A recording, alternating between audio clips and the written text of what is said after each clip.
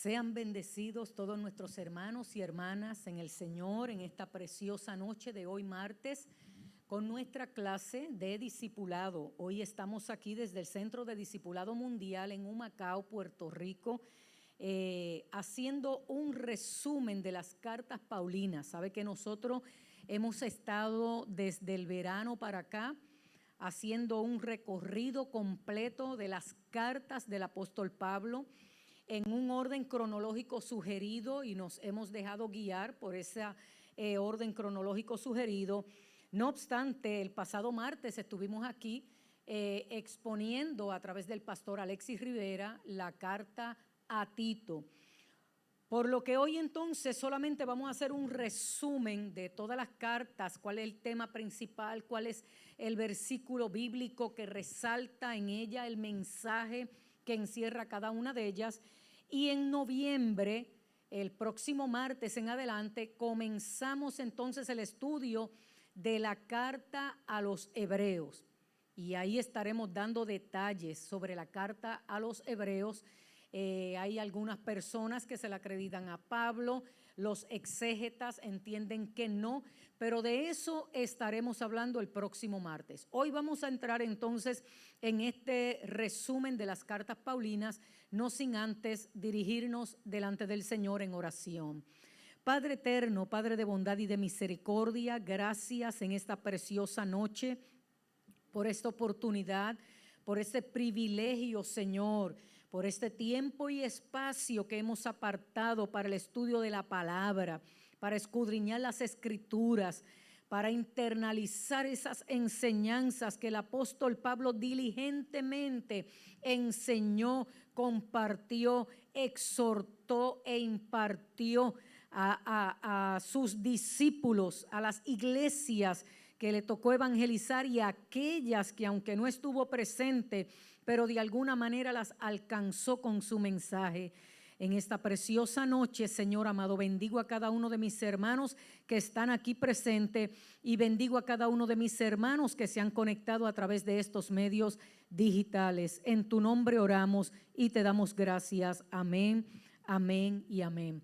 Bien, mis amados hermanos, en esta preciosa noche vamos a hacer lo que mencioné ahorita, un repaso, un resumen de las cartas del apóstol Pablo, dejándonos llevar por el orden cronológico que habíamos sugerido y el cual estuvimos utilizando a través de todos los estudios que se estuvieron dando. Por lo que comenzamos con la carta a Gálatas, el tema central de esa carta.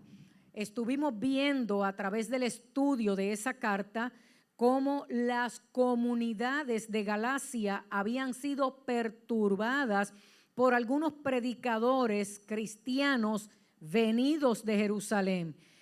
Según ellos, que es precisamente el tema principal de la carta, ya Pablo les había evangelizado, ya Pablo les había impartido las enseñanzas del evangelio de la gracia del Señor, pero vemos entonces cómo según estos maestros, los fieles convertidos del paganismo les querían imponer la práctica de la ley de Moisés.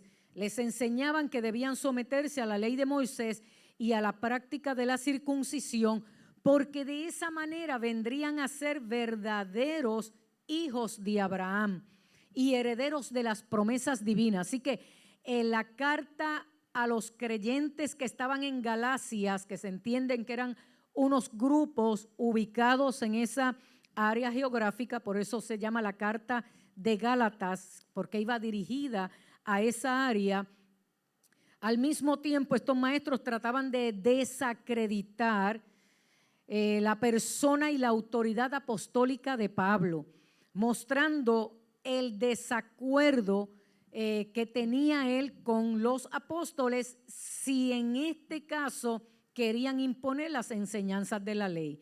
Ahora bien, el tema central de esta carta a los Gálatas es la libertad que se ha adquirido a través de Jesucristo. Por eso Pablo les reclama y les exhorta: ¿quién O sea, ¿cómo es posible que ustedes, luego que han experimentado esa libertad en el Evangelio de la Gracia, pretendan ahora ser esclavos de la ley? Y ese es el tema principal de la carta.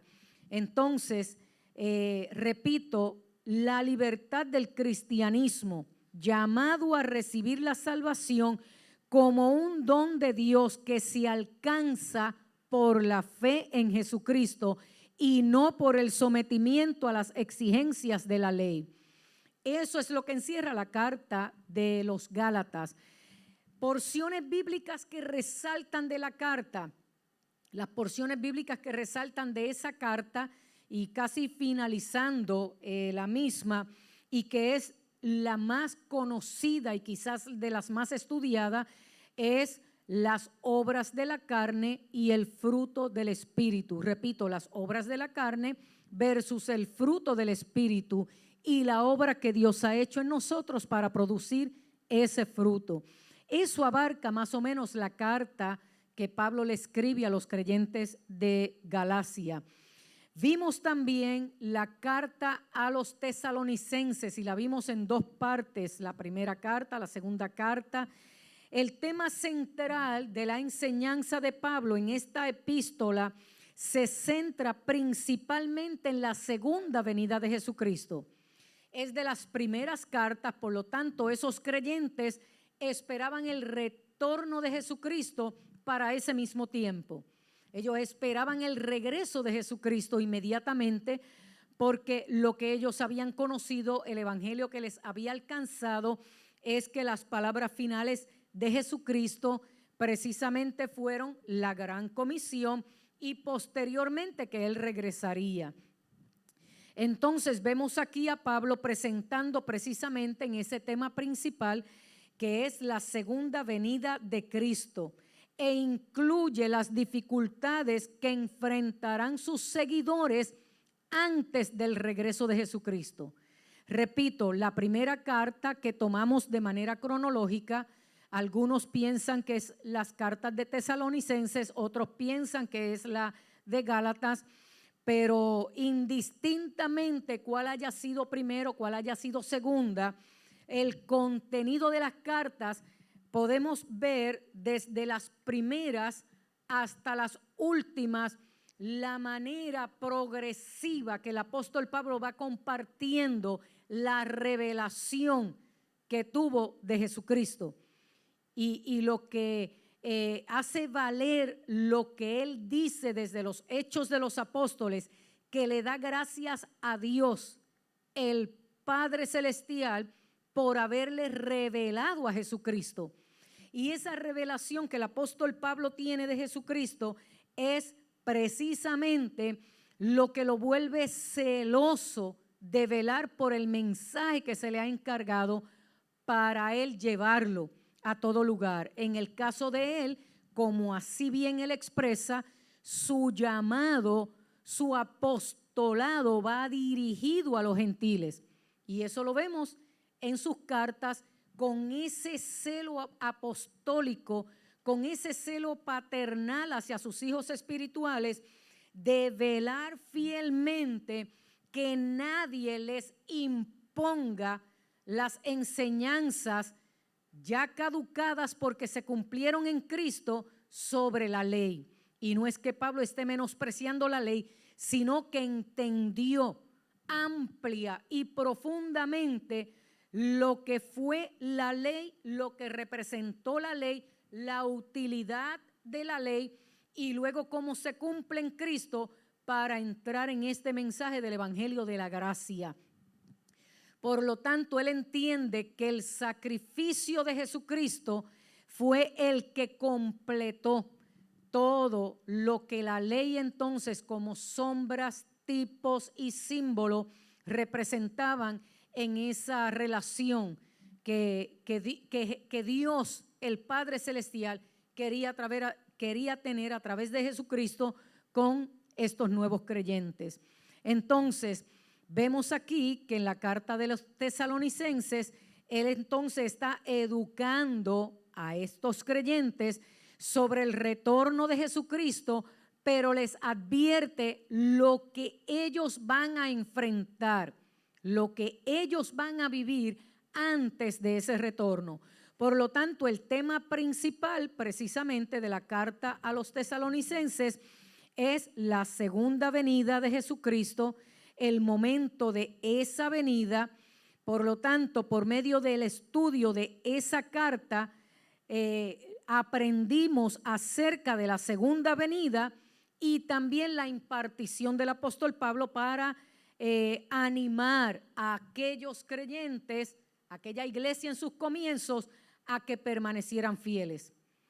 Él afirma, sí, Jesucristo vuelve, Él va a regresar, pero ustedes tienen que mantenerse fieles porque ustedes van a enfrentar estas situaciones. Entonces, la carta de Tesalonicenses, el tema principal es el retorno de Cristo, pero también una exhortación a permanecer fieles. Vimos también la carta a los Corintios. El apóstol Pablo, cuando escribe estas cartas, se cree que fueron más de 2 de las cartas que nosotros tenemos registradas. Cuando uno las estudia más profundamente, se puede dar cuenta que probablemente hubo otra carta más. No se sabe si 2 más, por lo menos sí se confirma que una más. Lo importante es que Dios permitió que se preservara el mensaje de estas 2 cartas para que nos alcanzaran a ti y a mí. Entonces, cuando vemos la carta de Corintios, la iglesia de Corintio, entonces es el reflejo, mis amados hermanos y hermanas, de una iglesia de hoy. No hay mucha diferencia de la dinámica que lamentablemente hoy vemos en algunas congregaciones, porque hablar de la iglesia en términos generales sería un error, ¿no? Pero que vemos en algunas congregaciones. Ahí la carta de Corintios, en esa primera carta, presenta un sinfín de problemas que hasta la fecha, todavía hoy en día, siguen ocurriendo en algunos lugares. Una congregación contaminada por la inmoralidad sexual, influenciada por ritos paganos, llenas de pleitos, divisiones que los llevaban a juicio en tribunales, traumatizada por el abuso de los dones espirituales. Aquí vemos también la implantación de la cena del Señor y cómo algunos abusaban, dando un significado y sentido diferente a lo que representaba la cena del Señor. Por lo tanto, era una iglesia con una profunda necesidad de una reforma y de una disciplina que los hiciera crecer y madurar. En esa carta podemos ver que la madurez de carácter de una iglesia no está identificada por los dones que se manifiestan. La palabra del Señor dice que Dios dio dones a los hombres. Los dones son regalos. Dios usa, en otras palabras, simple y sencillo, como lo diríamos aquí en Puerto Rico, Dios usa a quien le da la real y bendita gana, como Él quiera, donde Él quiera. Pero eso no determina la madurez de carácter del creyente, porque la gloria le pertenece al Señor. Y probablemente usted piense, pero los dones son del Espíritu, ¿cómo Él puede usar? Dios tiene la prerrogativa como soberano y dueño, Señor y administrador de los dones. Claro que debemos procurar diligencia, seriedad, compromiso y respeto en cuanto a nuestra relación con Dios si el Señor manifiesta sus dones. Pero la iglesia de Corintios precisamente nos evidencia que teniendo todos los dones, era una iglesia inmadura espiritualmente y llena de conflictos. Y en ese sentido el apóstol Pablo escribe esta carta con el objetivo de corregir los problemas que la iglesia que él había fundado estaban viviendo. Entonces, la primera carta de Corintios es una hermosa carta que nos muestra muchos de los problemas que todavía hoy vemos en la iglesia.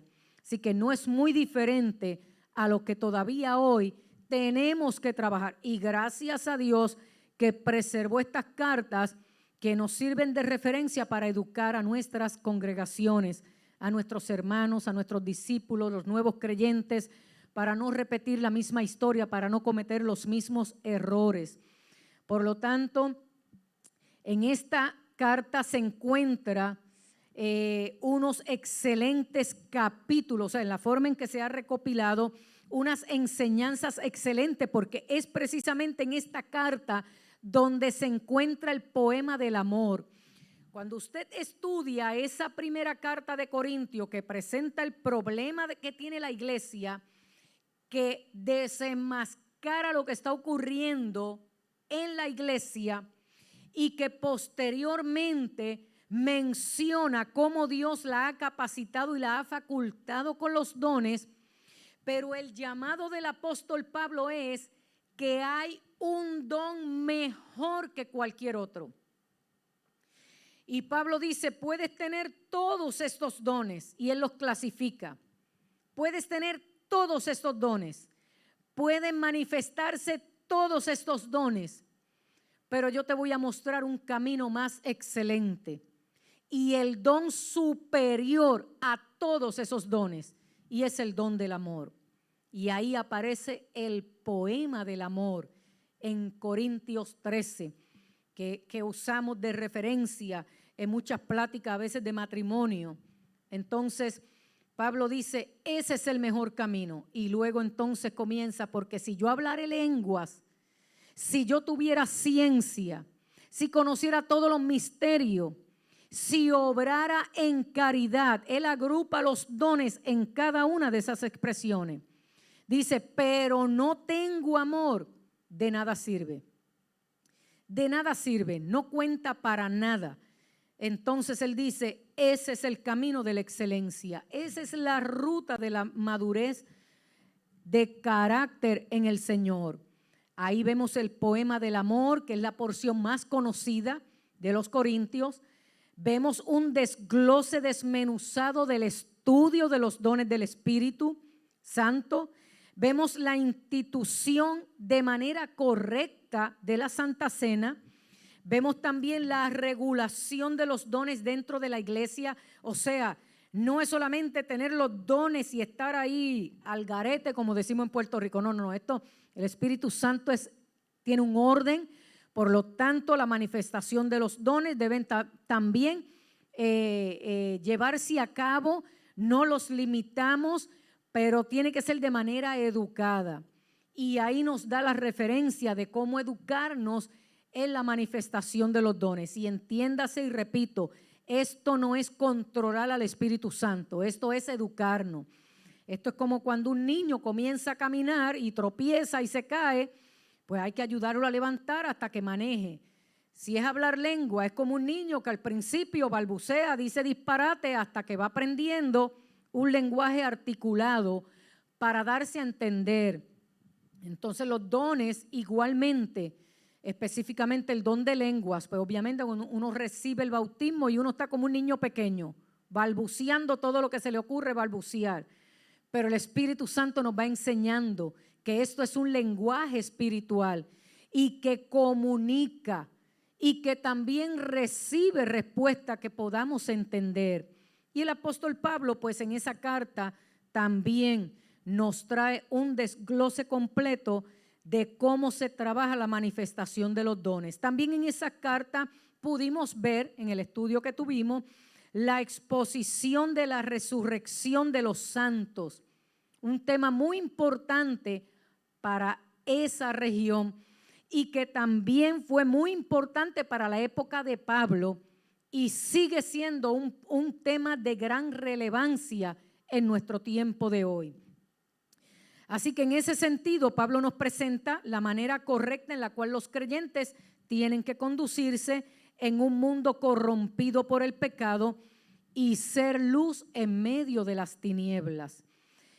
Luego estuvimos estudiando la carta de los Romanos y en la carta de los Romanos el tema principal de la carta, que es lo que estamos haciendo esta noche, esto es un breve repaso de las cartas que estuvimos estudiando, cuál es el mensaje principal para que se te quede grabado y el contenido de la carta como tal. El tema central está hilado a una pregunta, a un cuestionamiento, y eso es una palabra acomodada en nuestro lenguaje en español, un argumento que expresa Job. Y Job dice, la gran finalidad, o sea, Job dice, ¿cómo puede el hombre ser justo con Dios? Por lo tanto, la gran finalidad de la carta a los romanos es responder a esa pregunta. En la palabra dice precisamente Pablo que toda la escritura fue inspirada por Dios.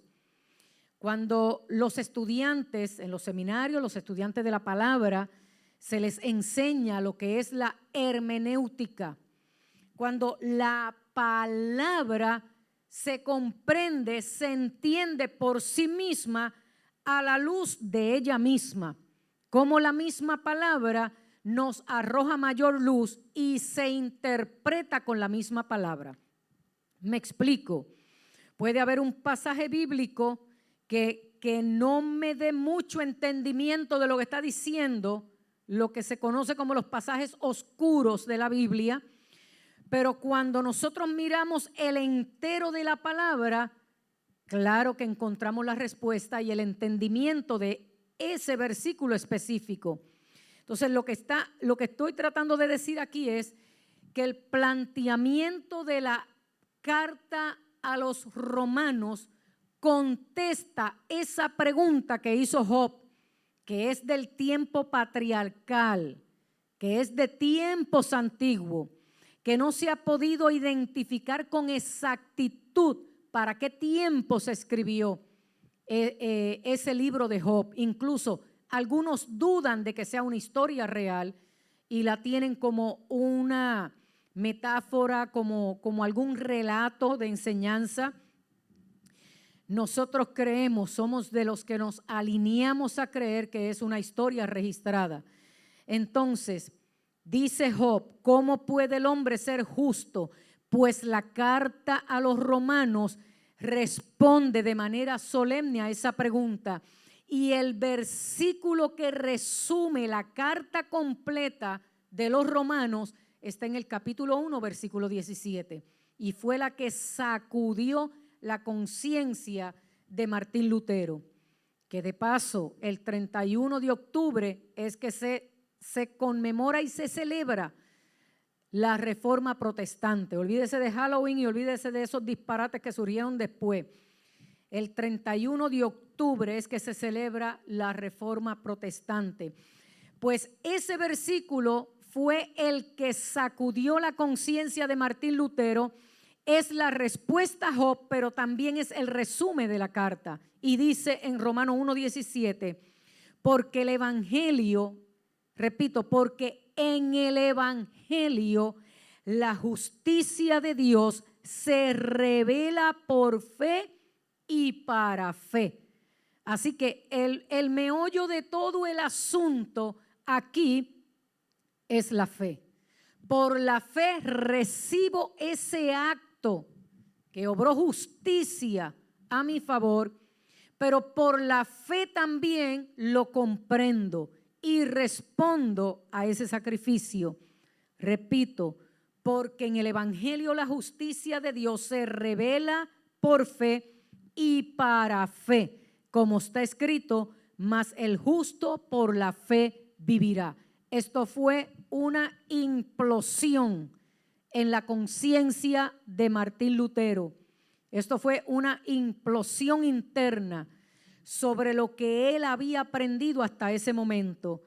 Ese versículo se hizo luz en su vida y lo llevó a escudriñar más profundamente este asunto de la fe y el asunto de las obras. Bueno, se estaba dando una dinámica en ese tiempo de él, que no vamos a entrar ahora en detalle, pero eso lo hizo a él plantear su tesis y poder desafiar lo que hasta ese momento él había aprendido.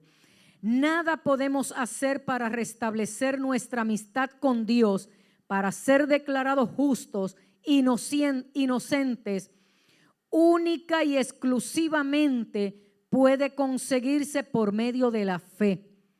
Él nos declara no culpable, porque inocente no éramos, pero Él nos declara no culpable a través del sacrificio de Jesucristo. Entonces, repito, única y exclusivamente puede conseguirse por medio de la fe, es decir, la confianza en Dios, y más específicamente en la obra que en la cruz Jesús ha hecho por cada uno de nosotros. Solo y exclusivamente por medio de la fe. Nadie puede salvarse por sí mismo. Ninguna obra que yo haga, ni por mejor que me porte, ni por bueno que me considere, traerá salvación a mi vida. Solo el sacrificio de Jesucristo y recibirlo por fe. Entonces, no debido a lo que podemos aportarle a Dios, sino a pesar de que no hay nada que podamos presentarle a Él, Él nos declara justo. Esa es la esencia de la carta a los romanos. Claro que posteriormente el apóstol Pablo se dirige a los creyentes y les habla sobre la dinámica de la vida en el Espíritu que debe manifestarse a todos aquellos que le recibieron por fe. Y como dice en el capítulo 8, han pasado de muerte a vida y ahora hay un compromiso de andar en el Espíritu. Y luego los deberes de los creyentes en respuesta a, eso aparece en la epístola a los romanos, del apóstol Pablo a los romanos. Pero la esencia del mensaje de la carta como tal es lo que le acabo de decir, está resumido en Romanos 1:17. Vimos también la carta a los Colosenses. En la carta de los Colosenses, en ese libro, es un mini discurso de ética. Es lo que pudimos ver a través de la carta. Va dirigido a cada una de las áreas de la vida cristiana. Pablo va desde la vida individual hasta la vida del hogar, la vida de la familia, el entorno laboral, hasta la manera en que debemos tratar a otros. Repito, él hace un recorrido del comportamiento nuestro como individuo, nuestras responsabilidades en el hogar, en la familia, en el entorno laboral y donde quiera que estemos. Esa es la carta de Colosenses, ese mini discurso de ética. Entonces vemos que el tema de este libro es la suficiencia de nuestro Señor Jesucristo para suplir nuestras necesidades en cada área. Los versículos que resaltan en esa carta es el capítulo 1 y versículo 15 y 16, donde él dice que Jesucristo es la imagen del Dios invisible, que Él es el primogénito de toda la creación. Él dice, porque en Él fueron creadas todas las cosas, las que hay en los cielos, en la tierra, visibles e invisibles, sean tronos, dominios, principados, potestades, todo fue creado por medio de Él y para Él. Ese versículo es el que resalta en toda la carta. Pero hay otros que siguen en ese orden de importancia y de relevancia en la carta. Por ejemplo, el que aparece en Colosenses 2:8, que ese también resalta cuando él dice: mirad que nadie os engañe por medio de filosofías y huecas sutilezas, según las tradiciones de los hombres, conforme a los rudimentos del mundo y no según Cristo. Otro versículo que resalta en esa carta es: vestíos pues como escogidos de Dios, santos y amados, de entrañable misericordia, benignidad, humildad, mansedumbre, con paciencia, soportándose unos a otros, perdonándoos unos a otros si alguno tuviere queja contra otro, de la manera en que Cristo les perdonó, también deben hacerlo vosotros. Y en el capítulo 4, versículos 5 y 6, él dice: anden sabiamente para con los de afuera, redimiendo el tiempo, y sea vuestra palabra siempre con gracia, sazonada con sal, para que sepáis cómo debéis responder a cada uno. Ese es el mensaje que resalta en esta carta de Colosenses, aparte de los argumentos que Pablo plantea para debatir las filosofías que se querían filtrar en la iglesia de Colosas. Luego vimos por aquí la carta que Pablo le escribe a Filemón. En la carta que Pablo le escribe a Filemón, el tema central es amor, perdón y liderazgo. Eso lo vimos aquí a través de la pastora Suri. El énfasis de esta carta, lo que plantea, el resumen de esta carta es cómo el evangelio de Jesucristo reconcilia a las personas entre sí, cómo el amor y el perdón en Cristo Jesús lo vemos literalmente manifestado con los personajes principales de esa carta tan sencilla y tan profunda y de grande enseñanza. Ahí podemos ver que no solo judíos representados en Pablo, ni solo los gentiles representados en Filemón quedan unidos por la misma sangre de Jesucristo. El evangelio reconcilió judíos con gentiles, judíos representados en Pablo, gentiles representados en Filemón, sino que también reconcilia al esclavo con su amo, el fugitivo con su amo, y dejan de ser esclavo con amo y los convierte en hermanos en Cristo Jesús. Por lo tanto, es una epístola de amor, de perdón, de redención, donde el mensaje central del evangelio de la gracia de Dios anula lo que son judíos y gentiles y los convierte en un solo pueblo, pero también une lo que para aquel tiempo era esclavo y amo y los convierte en hermanos, en la misma posición, en el mismo valor ante Dios. Eso lo hace el evangelio de la gracia de Dios. Vimos también el tema central de la carta que le escribe a los de Éfeso. Allí en Efesios encontramos por lo menos 3 puntos relevantes en esta carta. El tema central, el propósito eterno de Dios. Número 2, vuelve a unir todas las cosas bajo el mismo mando en el señorío de Jesucristo. Y número 3, la iglesia. ¿Por qué surge la iglesia? ¿Cuál es su identidad? ¿Cuál es su propósito? ¿Cuál es su función? Esos 3 puntos resaltan en la carta a los de Éfeso. En el propósito eterno de Dios vimos que antes de la creación Dios nos predestinó a adoptarnos como hijos suyos por medio de Jesucristo. Como padre, su propósito eterno es tener una gran familia de muchos hijos que los convierten semejantes a su Hijo Jesucristo. Y esa familia, que es su iglesia, de acuerdo al plan de Dios, tiene 3 características principales: unidad, calidad y cantidad.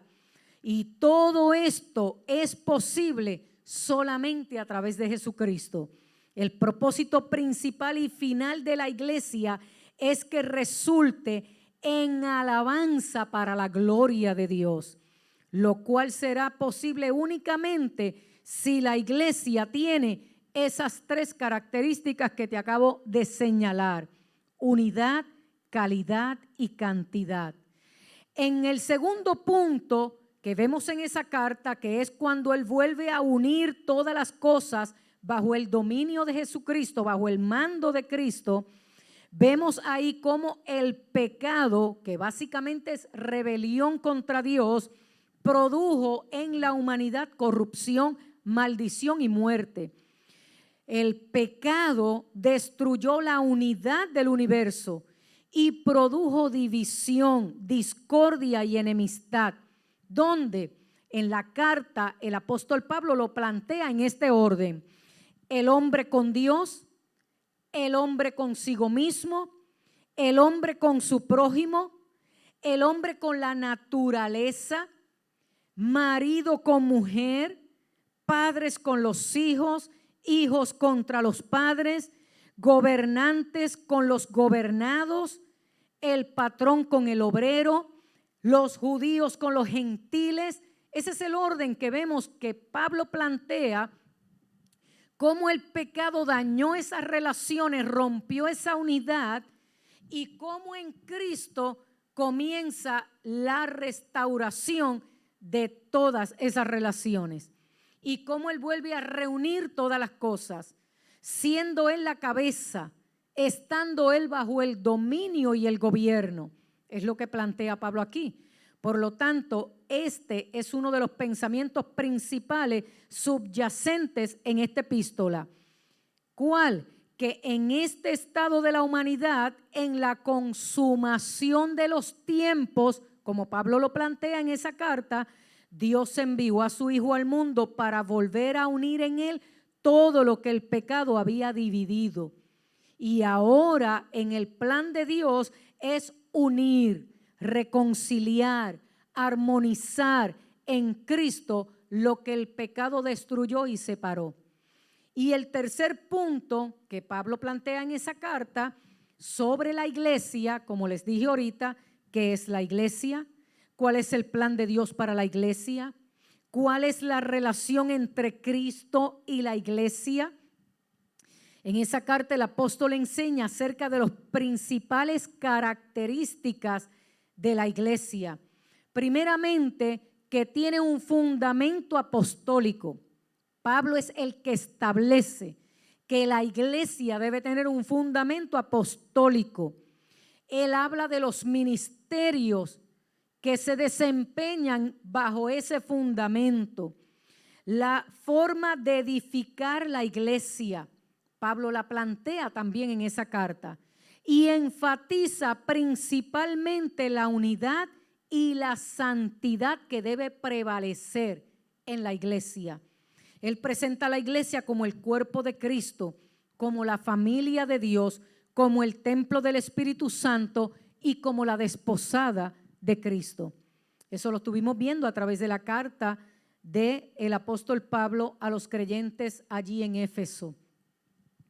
Vimos también la carta a los Filipenses, la carta que nos gustó a todos cuando Suri trajo toda esa disertación y esas enseñanzas, la pastora Suri. El tema central que vimos en Filipenses, a manera de repaso, es el gozo. Yo creo que no hay nadie que no sepa que el tema principal de Filipenses es el gozo. Eso es lo que resalta, ese es el tema que resalta en Filipenses. En solamente 4 capítulos de la carta de Filipenses, la palabra gozo aparece 16 veces en 4 capítulos nada más de esa carta. Por lo tanto, Pablo explica a sus lectores en el correr de la carta por qué él siente gozo a pesar de estar en cautiverio, a pesar de ser un prisionero. Pablo dice en la carta por qué él está lleno de gozo y por qué les exhorta a los libres que también disfruten de ese gozo. Él dice que aunque sea derramado en libación sobre el sacrificio de su fe, él ha determinado que igualmente él se gozará.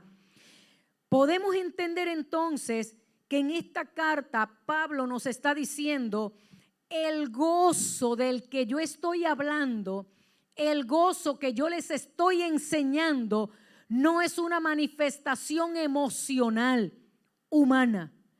es una fuerza interna, es una consolación interna, es algo que surge dentro que solamente el Espíritu lo puede producir por encima de cualquier emoción humana que yo pudiera estar sintiendo. Cuando hablamos del gozo del Señor y la palabra menciona el gozo del Señor, no está hablando en términos emocionales como los seres humanos. Para nosotros las emociones humanas científicamente son procesos neuroquímicos que se dan en el ser humano, respuesta al contenido de los pensamientos, que son impulsos eléctricos y también químicos, que entonces generan esos procesos químicos. Y esos procesos químicos se le conocen como sensaciones. Y nosotros le hemos puesto nombres a esas sensaciones: tristeza, miedo, coraje, alegría. Esos son sensaciones a las que nosotros le hemos puesto nombre. Pero cuando estamos hablando del gozo del Señor y cuando hablamos del gozo como fruto del Espíritu, no son procesos neuroquímicos. Es una impartición del Espíritu que afecta, moldea y modifica los procesos neuroquímicos que se dan en nosotros como seres humanos. Entonces, yo pudiera estar triste por alguna situación que enfrento, pero el Espíritu produce gozo, que es esa fuerza interna que por encima de la sensación que me producen mis procesos humanos neuroquímicos, es una fuerza que me levanta y, repito, moldea, modifica lo que yo estoy sintiendo. Por eso dice la palabra, el gozo del Señor es mi fortaleza, porque es una fuerza interna, y de ese gozo es el que está hablando Pablo aquí en esta carta, y por eso él expresa tan libre y convencido, diciendo que si aún él tuviese que ser derramado en libación sobre el sacrificio de su fe, aún así él ha determinado gozarse. Entonces, mis amados hermanos, por eso también podemos describir la epístola a los filipenses como la epístola del gozo. Filipenses 4:4 es el versículo más representativo de la carta y por lo tanto es el versículo clave de la carta. ¿Qué dice en Filipenses 4:4? Regocijaos en el Señor siempre. No está condicionado, siempre. Pablo dice, regocíjense en el Señor siempre.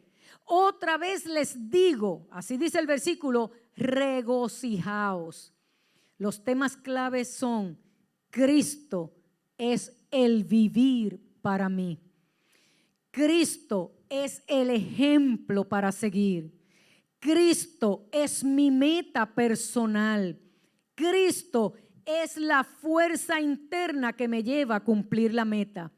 Esas son las palabras claves que nosotros vemos a través de la carta. Además, también Pablo habla de la comunión en el Evangelio, la confirmación del Evangelio, el progreso del Evangelio, la defensa del Evangelio, el comportamiento digno de este Evangelio, la fe del Evangelio, el servicio, el combate, la predicación del Evangelio.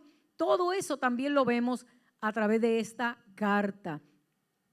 También se puede analizar en la carta temas como la actitud correcta que deben tener los creyentes ante cualquier circunstancia de la vida. Nos habla también de cuál es la meta correcta, cuál es la vida correcta que debemos vivir, y valga la redundancia, en Cristo Jesús. El sentir correcto que debe gobernar nuestras acciones y la aspiración correcta que debemos tener con el ejemplo correcto que es Cristo Jesús. Por eso vemos que en la carta el apóstol Pablo dice, y precisamente el mensaje del domingo hablaba de eso, el recurso, leo, cuando dice, haya pues en vosotros este mismo sentir que hubo en Cristo Jesús. Ese sentir no era un sentir emocional. Jesús no actuaba impulsado por sus estados de ánimo ni por sus procesos emocionales, que los tenía igual que tú y yo, humanamente hablando, procesos neuroquímicos, pero él no se dejaba gobernar por ellos. Él vivía en el Espíritu, y Pablo nos exhorta en Romanos y en sus cartas a vivir y andar en el Espíritu, y nos pone a Jesucristo como ejemplo a seguir. Ese es el ejemplo correcto. Otros temas que encontramos en esa epístola de los Filipenses es ánimo en medio del sufrimiento. El apóstol nos anima a continuar adelante y no rendirnos. También vemos las recomendaciones pastorales acerca del amor, la humildad, la unanimidad y el empeño, o sea, el continuar adelante sin rendirse. Una hermosa carta que estuvimos aquí desmenuzando, la carta de Filipenses. Y vamos finalizando con este repaso. Vimos también la carta a Timoteo, la primera y segunda carta a Timoteo. El tema principal, ya aquí el apóstol estaba en sus postrimerías, ya él veía que su defensa no iba a tener mucho peso en cuanto al proceso en el que él se encontraba. Él ya percibía lo que habría de venir. Él sabía que estaba ya en una etapa final de este proceso que él tuvo que enfrentar en sus últimos años de vida. Entonces vemos ahí ya el corazón pastoral, el consejo a la próxima generación representada en Timoteo, el que iba a continuar con el legado. Y las cartas de Timoteo, igual que la de Tito, vemos entonces cómo él abre ese corazón pastoral, ese corazón paternal, en esa enseñanza, afirmación y exhortación al que va a continuar con la encomienda que él tenía. El tema principal de Primera de Timoteo es consejo, exhortación a un joven evangelista acerca de su conducta personal y su trabajo ministerial. El texto clave de la primera carta que él le envía a Timoteo es el capítulo 3 y versículo 15, que todos sabemos. Si tardo, debes saber cómo debes conducirte en la casa de Dios, que es la iglesia del Dios viviente, columna y defensa de la verdad. Además, esta carta contiene instrucciones sobre diversos temas, por ejemplo, la necesidad de la oración, el buen orden en la comunidad, las bases para llegar a una eficiente organización en la iglesia, la vigilancia frente al error doctrinal, la atención a la administración congregacional y el ejercicio del ministerio pastoral. En la segunda carta que entonces él le escribe, vemos que las palabras claves es el evangelio, la palabra, las persecuciones a las que iba a tener que enfrentar Timoteo y que ya Pablo no estaría presente en la vida de él. Por lo tanto, el tema principal en esas palabras, repito, evangelio, palabra, persecución, el sufrimiento, el soportar, el padecer, la fe, el no avergonzarse. El tema principal que encierra entonces es la elección divina, la inspiración total de las Escrituras, la exhortación a no avergonzarse de este evangelio y que procurara siempre la sana doctrina que se le había enseñado. Esta carta se envía a Timoteo, primeramente porque va dirigida a él, así mismo lo dice la carta, pero también para que Timoteo se ocupara de esa enseñanza a la iglesia que le tocaba supervisar. Por eso podemos ver una variante en la misma carta, porque hay veces que Pablo se dirige en la carta usando tú, para que tú estés preparado, para que tú hagas esto. Recuerda que tú tienes que estar pendiente, pero hay otras veces que el Pablo usa el vosotros y vosotros. Por lo tanto, vemos que aunque la carta iba dirigida a Timoteo, pero también responsabilizaba a Timoteo que los principios encerrados en esa carta la compartiera con la iglesia. El énfasis de esta carta es lo que siempre distinguía las cartas de Pablo: la obra salvadora de Jesucristo, quien anuló la muerte y sacó a la luz la vida por medio del evangelio. Él habla de la lealtad a Cristo por la perseverancia en el sufrimiento y en las penalidades. Él habla también la lealtad a Pablo al recordar su amistad durante tanto tiempo.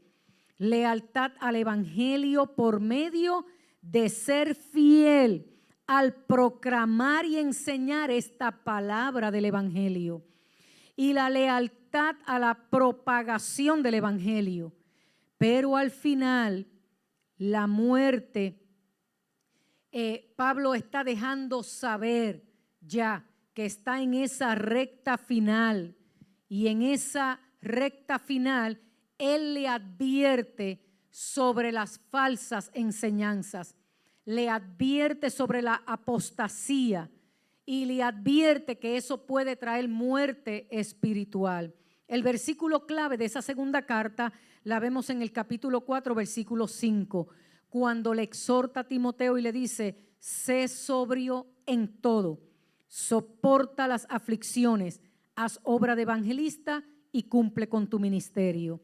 En esa carta Pablo está consciente de que el fin se acercaba y entregó el manto no apostólico de ministerio a Timoteo. Lo exhortó a permanecer fiel en sus deberes, a retener la sana doctrina, a evitar el error, a aceptar la persecución que iba a traer la proclamación de este evangelio y a poner su confianza en las Escrituras y predicarla implacablemente mientras tuviera vida. Y finalmente, el pasado martes vimos el tema central de la carta de Tito.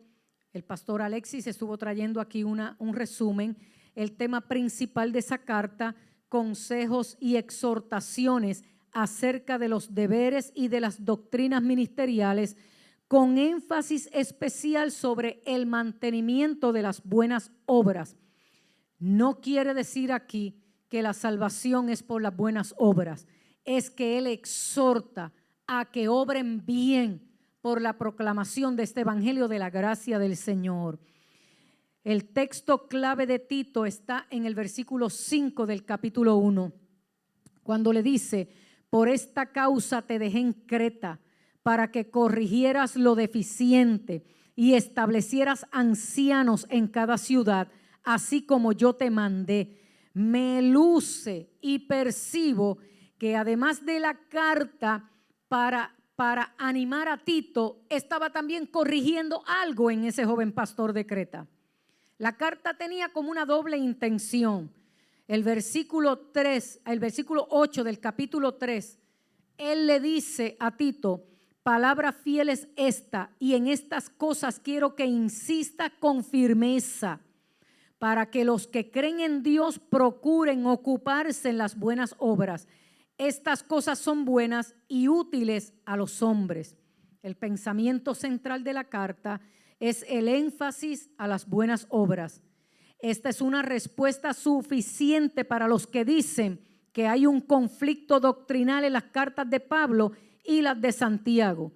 Recuerden que Santiago, el hermano de Jesús, que se convirtió, y digo que se convirtió porque pasó del judaísmo al cristianismo, pero se quedó con ciertas prácticas del judaísmo que quería imponer a los nuevos creyentes también. Así que las cartas de Pablo y la de Santiago, ustedes van a anotar eso. El carácter de los de Creta era tal que Pablo pensó que era necesario aconsejar a su ministro, a Tito, para que insistiera sobre una vida cristiana consecuente. Sin embargo, esta carta en ningún momento enseña la salvación por obras. Como bien dice la carta, nos salvó no por obras de justicia que nosotros hubiéramos hecho, sino por su misericordia, por el lavamiento de la regeneración y por la renovación del Espíritu Santo. En otras palabras, él le está diciendo a Tito, enseña a la iglesia a hacer buenas obras, pero no olvides que eso no es para salvación. Eso es una evidencia de lo que ellos profesan ser.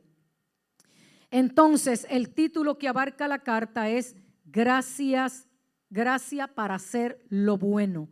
Y ese versículo clave de Tito 2:14 que dice, quien se dio a sí mismo por nosotros para redimirnos de toda iniquidad y purificar para sí un pueblo propio, celoso de buenas obras.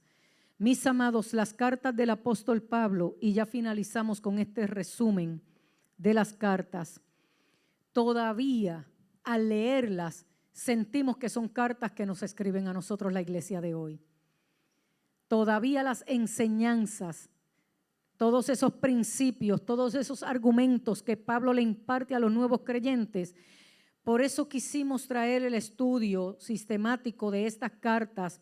Y yo les exhorto a ustedes que están conectados, los que estamos aquí presentes, que vuelva a repasarla. Ahora que tiene esta información, vuelva a repasar estas cartas.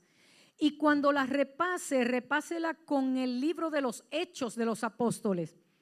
Mire, yo puedo leer todo esto y volver a leer y volver a leer y siempre hay algo que vuelvo y aprendo. Hay algo que refresca mi memoria, hay algo que me confronta y precisamente eso fue lo que dijo el apóstol Pablo. Toda la escritura es inspirada por Dios para corregir, para enseñar, para redarguir.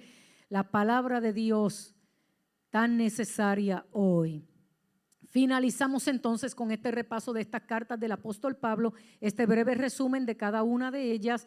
Más adelante pues estará enviando esta información para que ustedes la puedan tener y repasarlas a través de los emails que puedan enviarnos a través de los chats.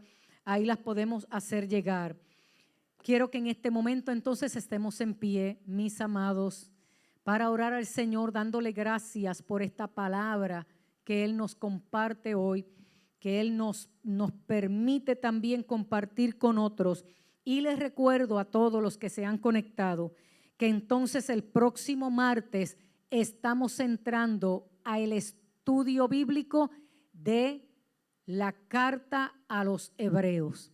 Y ahí estaremos trayendo un resumen y estaremos desmenuzando la carta de los Hebreos, que de manera intencional la colocamos luego de las cartas del apóstol Pablo, además de que fue escrita luego de estas cartas, simplemente para entendiendo el debate que todavía hoy existe de si esa carta le pertenece a Pablo o no le pertenece a Pablo, indistintamente que cada cual quiera creer lo que quiera creer y acreditar lo que quiera acreditar.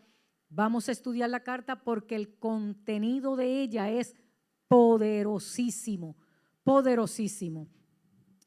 Oramos al Señor. Padre eterno, Padre de bondad y de misericordia, gracias. Siempre que venimos delante de ti lo hacemos con gratitud. Gracias por este tiempo, por este espacio, por permitirnos, Señor, hacer este recorrido durante todos estos meses, Señor, sobre las enseñanzas del apóstol Pablo y cómo tú lo inspiraste y cómo tú lo guiaste, Señor amado, cómo te revelaste a su vida, lo rescataste y te fue un instrumento poderoso en el avance de este evangelio, porque precisamente por el arrojo que tuvo él en obedecerte y llevar este evangelio a los gentiles, es que nosotros hemos sido alcanzados por este evangelio de la gracia. Hemos entendido, Señor amado, la manera y maneras en que tú haces las cosas. Y nosotros hemos sido alcanzados en este entendimiento que nos compromete, Señor, a vivir dignos, Señor, de lo que tú has depositado en nosotros, así como con Pablo. Yo te pido encarecidamente que tu Santo Espíritu produzca cada vez en nosotros ese hambre y ese anhelo por escudriñar tu palabra, pero también para reflexionar y meditar sobre ella, para que tu palabra, Señor, nos corrija, nos enseñe, nos instruya para ser efectivo en la obra en que tú nos has encomendado hacer en este tiempo. Te lo pido encarecidamente. Bendigo a cada uno de mis hermanos que ha llegado aquí. Cuídalos, guárdalos, protégelos en el camino de regreso a sus respectivos hogares, Señor. Que la presencia tuya vaya con cada uno de ellos. Padre celestial, que tú des la orden en el reino de los cielos y envíes escuadrones de ángeles que les cuiden y les guarden y les escolten hasta sus hogares y allí acampen alrededor de ellos, protegiéndoles de todo peligro, de todo mal. Bendigo a cada uno de mis hermanos que se han conectado y los que se van a conectar de manera diferida a través de las otras plataformas digitales, para que tú les bendigas, Señor, con esta palabra. En el nombre de Jesús oramos y te damos gracias. Amén, amén y amén. Sean todos bendecidos y bendecidas.